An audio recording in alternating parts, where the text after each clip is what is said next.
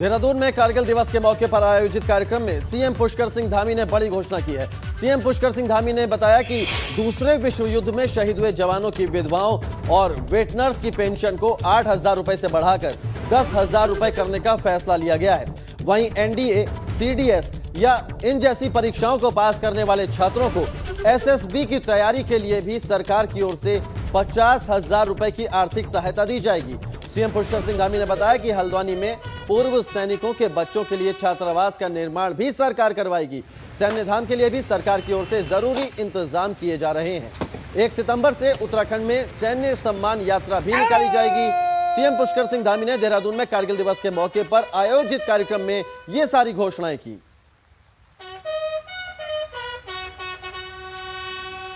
इस दिवस पर हमारी सरकार ने जो द्वितीय विश्व युद्ध के बार विडोज एवं वेटरन्स को राज्य सरकार की ओर से दी जाने वाली पेंशन की धनराशि को बढ़ाकर 8,000 रुपये से अब 10,000 रुपये कर दी है, प्रतिमाह कर दी है। इसमें लगभग 800 परिवारों को इसका सीधे सीधे लाभ मिलेगा।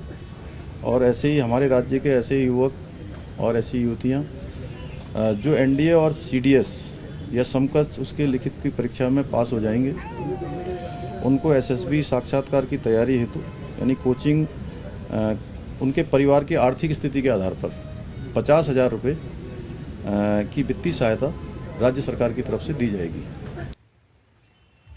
कांग्रेस के पूर्व प्रदेश अध्यक्ष प्रीतम सिंह ने नेता प्रतिपक्ष का पदभार संभाल लिया है। विधानसभा में अपने कक्ष में प्रीतम सिंह ने नेता प्रतिपक्ष का पदभार ग्रहण किया। इस दौरान तमाम कांग्रेस कार्यकर्ता प्रीतम सिंह को बधाई देने पहुंचे। इंदिरा हृदयेश के निधन के बाद से नेता प्रतिपक्ष का पद खाली पड़ा था, जिसके बाद कांग्रेस आलाकमान ने प्रीतम सिंह को नेता प्रतिपक्ष बनाने का फैसला लिया था। प्रीतम सिंह के पदभार ग्रहण करने के दौरान कार्यकारी अध्यक्ष रंजीत रावत, भुवन कापड़ी और कोषाध्यक्ष आरेंद्र शर्मा समेत तमाम कांग्रेस कार्यकर्ता मौजूद रहे और सभी ने प्रीतम सिंह को नेता प्रतिपक्ष बनने की बधाई दी।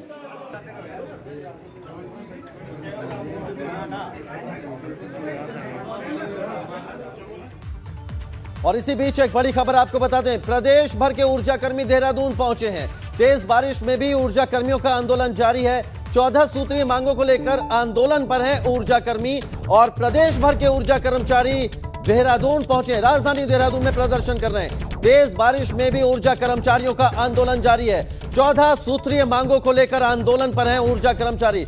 Electricity employees federation of India के अध्यक्ष कर्मचारियों के समर्थन में पहुंचे हैं। ये बड़ी खबर आपको बता रहे हैं। 14 सूत्रीय मांगों को लेकर प्रदर्शन कर रहे हैं ऊर्जा कर्मचारी और प्रदेश भर के ऊर्जा कर्मचारी राजधानी देहरादून पहुंचे हैं। Electricity employees federation of India के अध्यक्ष भी कर्मचारियों के समर्थन में देहरादून पहुंचे हैं। मध्य रात्रि से कर्मचारी अनिश्चितकालीन हड़ताल पर जाने का ऐलान कर चुके हैं। हड़ताल से पहले ऊर्जा सचिव और एमडी ने कर्मचारियों के साथ एक बैठक बुलाई है। इस बैठक में तय होगा कि क्या हड़ताल करेंगे ऊर्जा कर्मचारी या कोई रास्ता निकाला जाएगा।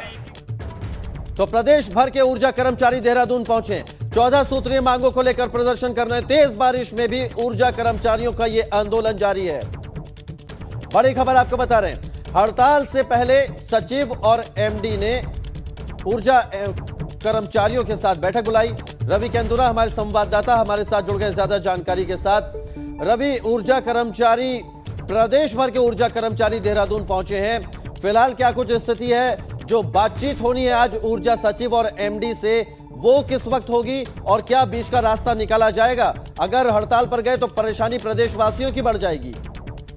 जी बिल्कुल, निश्चित तौर पर देखिए, अगर ऊर्जा के जितने भी कर्मचारी हैं, क्योंकि तीनों अगर हम बात करें पेट्रोल की या फिर बात करें यूपीसीएल की या फिर ऊर्जा की, सभी कर्मचारी हड़ताल पर हैं। और ऐसे में क्योंकि उत्तराखंड में काफी जगह भारी से भारी बारिश का अलर्ट है, विद्युत सेवाएं प्रभावित होती हैं। और इस दौरान में अगर कल से अनिश्चितकालीन हड़ताल शुरू होती है तो निश्चित तौर पर एक बड़ा जो प्रभावित विद्युत के जो तमाम चीजें हैं वो होंगी। तो सीधे तौर पर अभी एक बहुत महत्वपूर्ण वार्ता है जो सचिवालय में बुलाई गई है। ऊर्जा सचिव सौजन्या और इसके साथ ही एमडी यूपीसीएल ने भी इस वार्ता में शामिल रहेंगे, जहाँ पर कुछ पदाधिकारी मिलेंगे। उसके बाद वार्ता में क्या हल निकल कर आता है ये बहुत महत्वपूर्ण रहेगा। लेकिन कहीं ना कहीं शासन की कोशिश रहेगी कि ये अनिश्चितकालीन हड़ताल ना हो, क्योंकि अगर हड़ताल होती है तो सीधे तौर पर एक बड़ा नुकसान जो है, विद्युत सेवाएं बड़े तौर पर प्रभावित होंगी। और क्योंकि मानसून का सीजन है और ऐसे में उत्तराखंड में विद्युत सेवाएं प्रभावित होती हैं, तो कई गांव जो है अंधेरे की चपेट में भी आ सकते हैं। रवि, किसी इन कर्मचारियों के किसी बड़े नेता से बातचीत करने की कोशिश की गई, उनका क्या कहना है? Electricity employees federation of India के अध्यक्ष भी इनके समर्थन में पहुंचे हैं। शैलेंद्र दुबे इनके समर्थन में पहुंचे हैं और निश्चित तौर पर जिस तरीके से आज पूरे प्रदेश भर से, क्योंकि भारी बारिश उत्तराखंड में लगातार जारी है और ऐसे में यूजेवीएनएल में ये बड़ा प्रदर्शन आज चल रहा है और आज मध्य रात्रि से उनका ऐलान है कि हम तमाम जितने भी कर्मचारी हैं तो हड़ताल पर चल जाएंगे। करीब बात करें तो 3500 से 4000 कर्मचारी हैं जो हड़ताल में शामिल होंगे। तो ऐसे में निश्चित तौर पर सीधे सरकार की के इस वक्त जो ये वार्ता होनी जा रही है, ये वार्ता बड़ी महत्वपूर्ण रहेगी, समझाने की कोशिश की जाएगी और साथ ही साथ जो उनकी मांगे हैं, 14 सूत्रीय मांगे हैं, जिसमें समान वेतन समान कार्य की बात करें या फिर अन्य मांगों की बात करें, तो इन तमाम चीजों को देखते हुए उनको आश्वासन भी देना होगा, उनकी मांगों पर भी विचार करने की जरूरत है। तभी जो है एक बड़ा आंदोलन टल सकता है। बिल्कुल, बड़ा आंदोलन तभी टल सकता है जब मांगों पर विचार होगा, आश्वासन दिया जाएगा। बहुत शुक्रिया रवि, आपका आप नजर बनाए रखिएगा। 14 सूत्रीय मांगों को लेकर प्रदेश भर के ऊर्जा कर्मचारी हड़ताल पर हैं और देहरादून पहुंचे हैं। सावन का आज पहला सोमवार है, ऐसे में शिव मंदिरों में जलाभिषेक के लिए श्रद्धालु उमड़ पड़े हैं। सुबह से ही शिव मंदिरों में शिव भक्तों की भीड़ लगी हुई है। कोविड प्रोटोकॉल के साथ पूजा पाठ जारी है। हरिद्वार की ये तस्वीरें हम आपको दिखा रहे हैं, जहां शिव भक्ति में लीन श्रद्धालु सुबह से ही मंदिरों में उमड़ रहे हैं, भगवान भोलेनाथ का जलाभिषेक कर रहे हैं। सावन का आज पहला सोमवार है और सावन के इस पहले सोमवार की काफी मान्यता है। भगवान शिव को सावन का महीना काफी प्रिय है। ऐसे में अपने आराध्य देव को मनाने के लिए श्रद्धालु शिवालयों का रुख कर चुके हैं। सुबह से ही भगवान का जलाभिषेक करने के लिए मंदिरों में श्रद्धालुओं की लाइन लगी हुई है।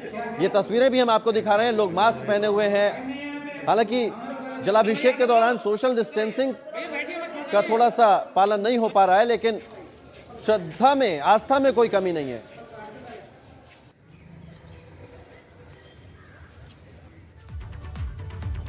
सावन के महीने में भगवान शिव की भक्ति का अलग ही महत्व होता है और खासकर सावन के पहले सोमवार पर शिव भक्ति सभी कष्ट दूर कर देती है। इसीलिए सावन के पहले सोमवार पर मंदिरों में भगवान शिव के जलाभिषेक के लिए भक्तों का तांता लगा हुआ है।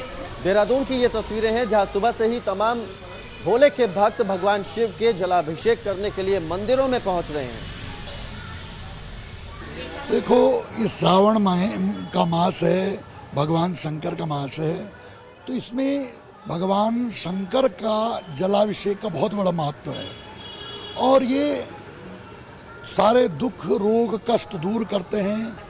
श्रावण सोमवार का तो वैसे भी बहुत महत्व है और पहला सोमवार है, इसलिए सुबह उठ करके मन करता ही है कि भोलेनाथ जी के दर्शन हो, जल चढ़ाए और उनका आशीर्वाद हम पर बना रहे। सर, वो एक्चुअली क्या है, पहला आस्था का है और कोरोना का इतना डर बैठा हुआ था हम लोगों के दिमाग में कि हम उसका प्रिकॉशन लेते हुए हम लोग उसके लिए हम अपने जो देवादिदेव हैं हमारे महादेव, उनके दर्शन करने आए हैं। तीर्थ नगरी हरिद्वार में इस बार कोरोना संक्रमण के चलते सरकार ने कांवड़ यात्रा पर रोक लगाई है। उसके बावजूद भी कुछ कांवड़िए पुलिस को चकमा देकर हर की पैड़ी पर पहुंच गए और बम बम भोले के नारे लगाने लगे, जिस पर पुलिस ने भी कार्रवाई करते हुए 14 कांवड़ियों को पकड़ लिया। साथ ही पुलिस ने 2 ऐसे दुकानदारों पर भी कार्रवाई की है जो कांवड़ मेले से संबंधित सामान बेच रहे थे। वहीं पकड़े गए कांवड़ियों को प्रेमनगर आश्रम में क्वारंटीन कर दिया गया है।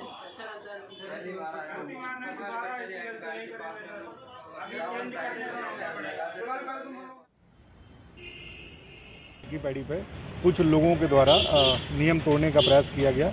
ये 14 व्यक्ति थे जो कि कांवड़ की वेशभूषा में थे और नारे लगा रहे थे, जिनको हमारे द्वारा पकड़ा गया है। पकड़ के इनके विरुद्ध आपदा अधिनियम और के अंतर्गत मुकदमा पंजीकृत किया गया और चूंकि इस बार एक नियम निर्धारित हुआ है कि जो लोग भी कांवड़ लेने आएंगे उनको क्वारंटाइन किया जाएगा, इसके दृष्टिगत इन 14 व्यक्तियों को क्वारंटाइन किया गया है।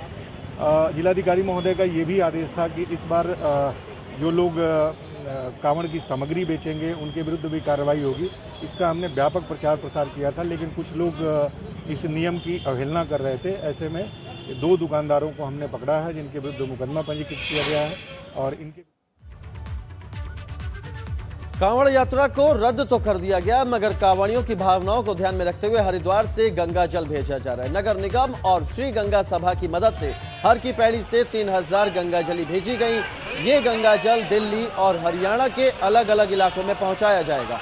जिसका इस्तेमाल महाशिवरात्रि पर शिव भक्त शिवलिंग पर जलाभिषेक के लिए कर सकते हैं। गंगा जली दिल्ली के विभिन्न जिलों में और गंगा सभा के सहयोग आशीर्वाद से दिल्ली के विभिन्न जिलों में भेज रहे हैं। इसके लिए मैं इन सबको बधाई शुभकामनाएं देता हूं और अभी आने वाले समय में इस प्रकार के इनके कार्यक्रम देश के विभिन्न शहरों के लिए और भी जारी रहेंगे। ये बहुत बड़ा काम है क्योंकि जिस प्रकार से हम लोगों ने कहा है कि कोरोना के काल में ये यहाँ आना संभव नहीं हो पा रहा है, तो ऐसी परिस्थितियों में इस प्रकार का कार्य करना ये बहुत सराहनीय है। भक्तों को भी कहते हैं कि आप अपने अपने घरों में रहें और सुरक्षित रहें, क्योंकि कोरोना काल अभी तीसरी लहर आने का पूरा अंदाज़ा है कि आएगी ही आएगी। इसीलिए आप अपने घरों में रहकर सुरक्षित रहें और जल सब जगह पर सरकार वितरित करा रही है, तो आपके यहाँ शहरों में भी पहुँचेगा। आप रुद्राभिषेक कीजिए, आप अपनी धार्मिक आस्था को बनाए रखिए। अल्मोड़ा के विश्व प्रसिद्ध जागेश्वर धाम में भी सावन के तीसरे सोमवार पर भक्तों का जमावड़ा लगा। यहाँ सावन के सोमवार को भगवान शिव की विशेष पूजा अर्चना करने की परंपरा है। मान्यता है कि आज के दिन मंदिर में रुद्राभिषेक करने से लोगों की हर मनोकामना पूरी होती है। मंदिर के पुजारी ने बताया कि जागेश्वर धाम में सावन के सोमवार को पूजा करने से मन की मुराद पूरी होती है। ऐसे में सैकड़ों शिव भक्त मंदिर में पूजा अर्चना के लिए पहुंच रहे हैं। आज सावन का दूसरा सोमवार है, जिसमें कोविड के चलते हुए जो श्रद्धालु हैं अपने लिमिटेड आ रहे हैं। एक दिन में 1000 ही लोग मंदिर कमेटी ने अलाउ किए हैं दर्शन के लिए, जिसमें कि ये सावन के महीने में पाठ की पूजा, रुद्राभिषेक, महामृत्युंजय जाप का विशेष महत्व होता है। उनके लिए कमेटी द्वारा बाहर कैंपस में जगह दी गई है लोगों के पूजा पाठ के लिए। और उत्तराखंड की खबरों का रुख करेंगे, लेकिन इससे पहले कर्नाटक से एक बड़ी खबर आपको बता दें। मुख्यमंत्री पद से बीएस येदियुरप्पा ने इस्तीफा दे दिया है। कर्नाटक के राज्यपाल से राजभवन में मिलकर बीएस येदियुरप्पा ने इस्तीफा सौंपा है। आज ही येदियुरप्पा सरकार के 2 साल पूरे हुए थे और आज ही बीएस येदियुरप्पा ने कर्नाटक के मुख्यमंत्री पद से इस्तीफा दे दिया है। 2 साल पूरे होने पर कार्यक्रम के बाद इस्तीफा दिया है बीएस येदियुरप्पा ने। बड़ी खबर आपको बता रहे हैं, कर्नाटक की राजनीति से जुड़ी। कर्नाटक के मुख्यमंत्री बीएस येदियुरप्पा ने इस्तीफा दे दिया है। आज ही कर्नाटक में सरकार के 2 साल पूरे हुए और उस दौरान जो कार्यक्रम रखा गया था, इस कार्यक्रम के बाद बीएस येदियुरप्पा ने राज्यपाल से मिलकर उनको इस्तीफा सौंप दिया।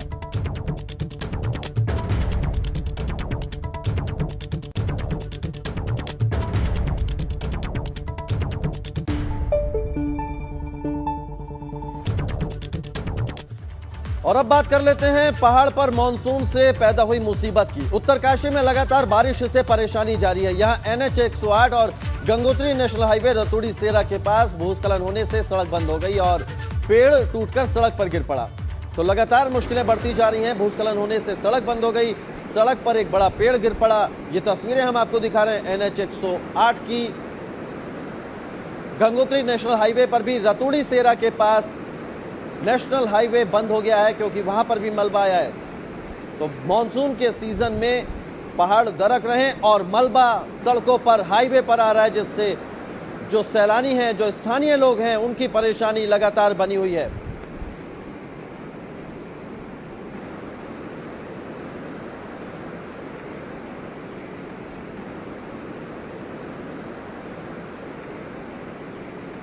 तो ये तस्वीरें आपको उत्तरकाशी के दिखा रहे हैं। यहाँ पर भूस्खलन के बाद सड़क बंद हुई, पहाड़ी से मलबा सड़क पर आया।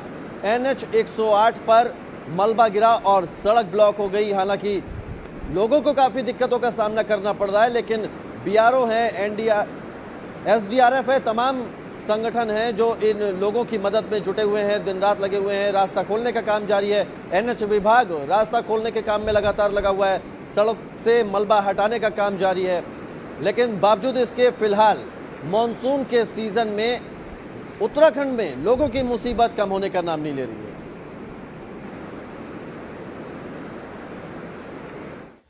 आगे बढ़ते हैं। जोशीमठ में भी नेशनल हाईवे खोल दिया गया है। BRO ने बद्रीनाथ नेशनल हाईवे को खोल दिया है। कई घंटों की मशक्कत के बाद इस नेशनल हाईवे को खोला गया। ये तस्वीरें उस वक्त की हम आपको दिखा रहे हैं जब नेशनल हाईवे पर मलबा आया था। और ये तस्वीरें देखिए, सड़क को खोलने का काम जारी था, बोल्डरों को तोड़ा गया मशीनों के जरिए और रास्ते को खोला गया। बद्रीनाथ नेशनल हाईवे पर मलबा आया था, बड़े बड़े बोल्डर आए थे जिससे गाड़ियों की लाइनें लग गई थी सड़क के दोनों ओर। और ऐसे में बीआरओ रास्ते को खोलने के काम में जुटा रहा और बताया जा रहा है कि करीब 19 घंटे की कड़ी मशक्कत के बाद इस हाईवे को खोल दिया गया। प्रकृति के साथ छेड़छाड़ तुम अगर करोगे तो तुम्हें निश्चित ही भुगतना पड़ेगा। उत्तराखंड में आज भी भारी बारिश का अलर्ट है। 30 जुलाई तक प्रदेश के अलग अलग जगहों पर बारिश होगी। आज और कल 5 जिलों में बारिश का रेड अलर्ट जारी किया गया है। पिथौरागढ़, बागेश्वर, नैनीताल, पौड़ी और देहरादून में बारिश का रेड अलर्ट मौसम विभाग ने जारी किया है। मौसम विभाग रेड अलर्ट उस वक्त जारी करता है जब किसी जगह पर भारी से बहुत भारी बारिश होने की आशंका होती है। ऐसे हालात में बेहद सावधान रहने की जरूरत है। मौसम विभाग के अलर्ट के बाद आपदा प्रबंधन विभाग भी अलर्ट मोड में है। तो 5 जिलों में बारिश का रेड अलर्ट जारी हुआ है। रेड अलर्ट का मतलब कि भारी से बहुत भारी बारिश हो सकती है। कोरोना संक्रमण को बढ़ने से रोकने के लिए उत्तराखंड में आने वाले हर शख्स की कोविड जांच की जा रही है। खटीमा में सरकार की ऐसी ही मुहिम के दौरान 20 यात्री कोविड पॉजिटिव पाए गए जिन्हें वापस भेज दिया गया। मझोला चेक पोस्ट पर पुलिस और स्वास्थ्य विभाग की टीम की ओर से चेकिंग की जा रही थी, जहां पर रैपिड टेस्ट में 20 यात्री कोरोना पॉजिटिव पाए गए। आपको बता दें, उत्तराखंड में दूसरे राज्यों से आने वाले यात्रियों के लिए यहां आते वक्त अपने साथ 3 दिन पुरानी RT-PCR रिपोर्ट लाना जरूरी है। जो 20 यात्री उत्तराखंड में चेकिंग के दौरान कोरोना पॉजिटिव पाए गए, ये सभी चंपावत जिले के माता पूर्णागिरि धाम में दर्शन के लिए जा रहे थे, लेकिन इन्हें वापस भेज दिया गया क्योंकि ये कोरोना संक्रमित पाए गए थे। रानीखेत से पिथौरागढ़ आ रही कार जिला मुख्यालय से 20 किलोमीटर दूर बीसाब जेड़ में अनियंत्रित होकर खाई में जा गिरी। इस कार में 6 लोग सवार थे। हादसे के दौरान चीख पुकार मच गई। गांव के लोग मौके पर पहुंचे और कार सवार लोगों को निकालकर 108 एम्बुलेंस की मदद से जिला अस्पताल भेज दिया, जहां पर सभी को भर्ती किया गया।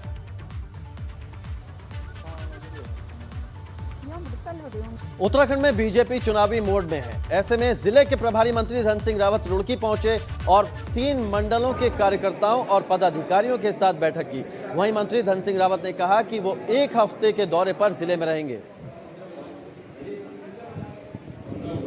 पूरे प्रदेश में मंडलों की बैठक हो रही है। मैं 3 मंडलों की बैठक में आया हूं। दूसरा, 2 हॉस्पिटलों का भी मेरा सरकारी प्रोग्राम है। और आजकल हम बूथ इकाई से लेके मोर्चों का गठन से लेके पन्ना प्रमुख से लेके सारे संगठनात्मक काम में पार्टी का काम चल रहा है। तो मैं भी लगभग 1 हफ्ते जो है हरिद्वार जिले के दौरे पर रहने वाला हूँ और सभी जनता दरबार भी हम लगाने वाले हैं।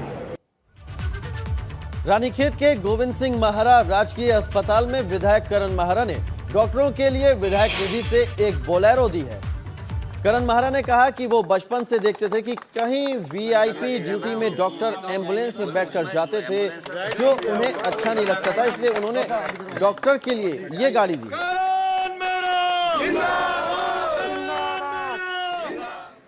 तो आदमी पूरे समाज के लिए कर रहा है। इस कोरोना काल में डॉक्टर्स की असली कीमत सारे समाज को पता चली है कि डॉक्टर्स ने किस तरीके से अपने परिवार, अपनी खुद की जान को खतरे में डालकर लोगों की सेवा की है। तो उसी के एवज में मेरे हृदय ने भी कहा और मैंने कोशिश करी और आज मैं धन्यवाद देना चाहता हूं प्रशासन को भी कि उन्होंने भी मेरी मदद की और ये हम बोलेरो और ये एम्बुलेंस हम यहाँ अपने अस्पताल को प्रोवाइड कर